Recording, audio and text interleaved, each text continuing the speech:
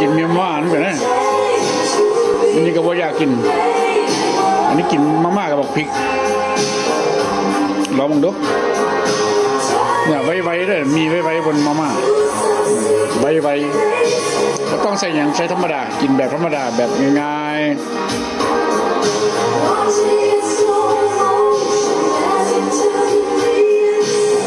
กินแบบง่ายๆไปที่หลังมันสบาย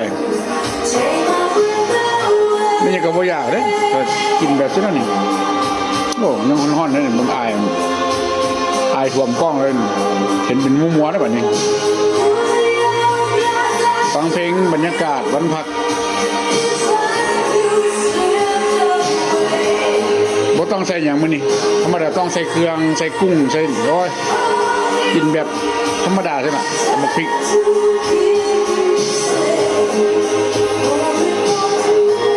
เนี่ยมีไว้กินแล้วมันจึงไวเลยกินแล้วเผ็ดแล่นไว้แบบนั้นเอาพยากมากินน้ำเด้อนี่พริก2 หน่วยบ่ต้องกลับยังก็ซีนกันกินทุกมื้อเด้กินผักกันโอ้ยเมืองฝรั่งผักอึด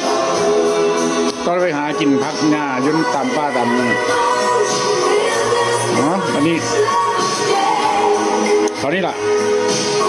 บรรยากาศฟังเพลงกินมีไว้